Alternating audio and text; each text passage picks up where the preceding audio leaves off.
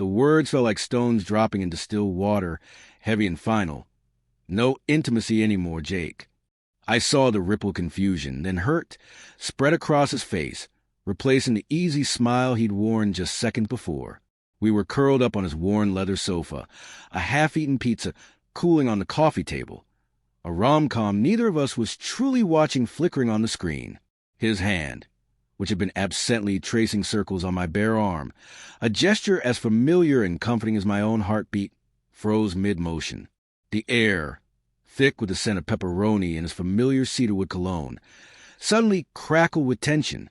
Come again. His voice was low, cautious, the playful glint in his hazel eyes replaced by wary confusion. He slowly withdrew his hand, placing it carefully on his own knee. "It's a decision I've made," I said, forcing my voice steady, channeling the conviction I'd rehearsed endlessly after the last meeting of the New Wave Collective. Lydia's words echoed in my head, sharp and certain. "Women reclaim their power by setting boundaries, Maya. Your body is sovereign territory, not a bargaining chip for affection.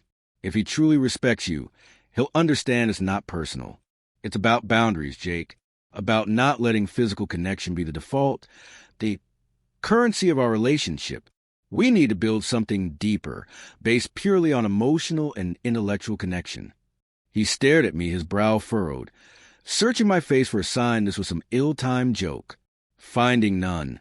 He leaned back, putting physical distance between us that felt like a chasm. Currency? Boundaries. He ran a hand through his messy brown hair, a gesture of frustration I knew well. "Maya, we've been together for 3 years. 3 years where touching you, being close to you, felt like breathing, like the most natural expression of loving you. How is that suddenly a problem? How is this a problem?" "It's not suddenly," I countered, the rehearsed arguments tumbling out, fortified by the collective certainty of my friends. "It's about realizing how pervasive the expectation is.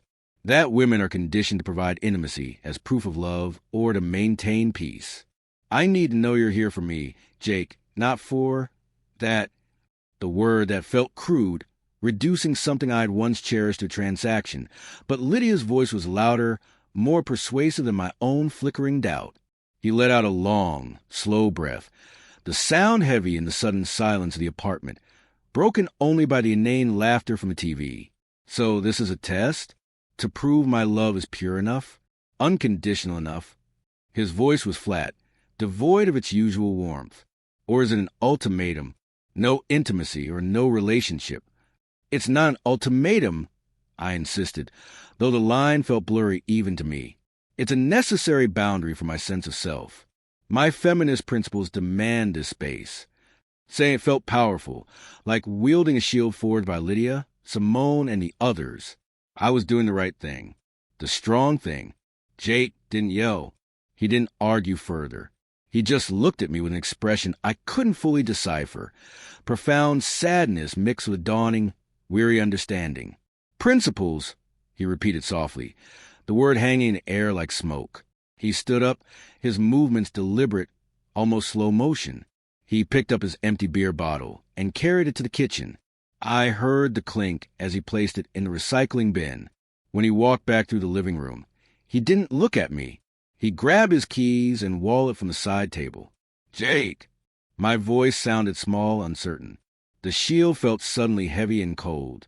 "I need air," he said, his voice devoid of inflection. He didn't pause, didn't look back. The front door opened and closed with a soft, definitive click. The sound echoed in the apartment, far louder than the TV. He didn't come back that night, or the next.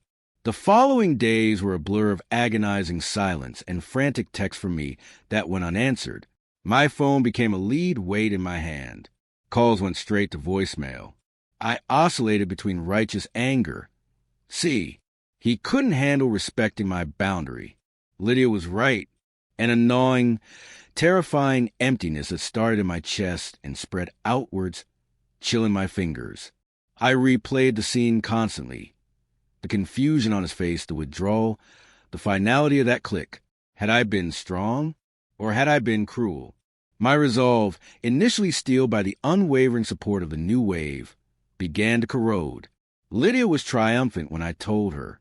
The trash took itself out, Maya, exactly as predicted. A man who can't respect a simple boundary regarding your body, he was never worth your time. You've liberated yourself. Simone nodded vigorously, adding stories of her own ex's similar entitlement. Their certainty was a wall I leaned against, but behind it, the emptiness grew. They celebrated the absence of him, but they didn't feel the absence of us. The shared jokes over terrible coffee, the comfortable silence reading side by side, the way he knew exactly how to make me laugh when I was on the verge of tears, the stupid nicknames, the way his hand found mine instinctively in a crowded room. Was all of that really just a prelude to sex? Had I reduced him to a caricature, just as I felt reduced? I remembered the Jake who drove through a snowstorm at 3 a.m. because I had a nightmare. The Jake who patiently taught my little brother to skateboard, falling countless times with good-natured curses. The Jake whose eyes shone with unshed tears when we watched the documentary about refugees. Was that man truly incapable of respecting a boundary? Or had I framed the boundary as a rejection of him, of something fundamental to how he expressed and received love? The group talked about autonomy, but they never talked about mutual care, about the vulnerability inherent in both partners needing connection in their own languages. 3 weeks after the ultimatum, as Lydia now called it, I broke. I went to his apartment, my heart pounding like a trapped bird against my ribs. His name was gone from the mailbox. My key didn't fit the lock. Peering through the window, I saw empty spaces where his bookshelves and beloved, ugly armchair used to be. He was gone, not just giving me space, but gone, completely severed. The finality was a physical blow. He hadn't argued. He hadn't tried to negotiate or manipulate. He had simply accepted my boundary and removed himself from the equation entirely. The liberation Lydia promised tasted like ashes. Now, months later, the sharp edges of the pain have dulled to a persistent ache. I still attend the New Wave meetings, but Lydia's pronouncements sound increasingly brittle, lacking the nuance of messy, real human connection. I understand boundaries better than ever. They are vital. Saying no is a power I won't relinquish. But I also understand, with a clarity born of painful hindsight, that the way I wielded that power was clumsy, influenced, and ultimately destructive. I deliver my boundary not as a request for understanding and renegotiation within our unique relationship, but as an absolute decree, framed by ideology rather than our shared history and love. I presented it as a test. He was doomed to fail in my friend's eyes before he even had a chance to process it. I didn't just deny intimacy. I denied him his feelings, his needs, his way of loving, any validity in the conversation. And he, respecting the boundary I set with such finality, chose the only path left that honored it completely: absolute absence.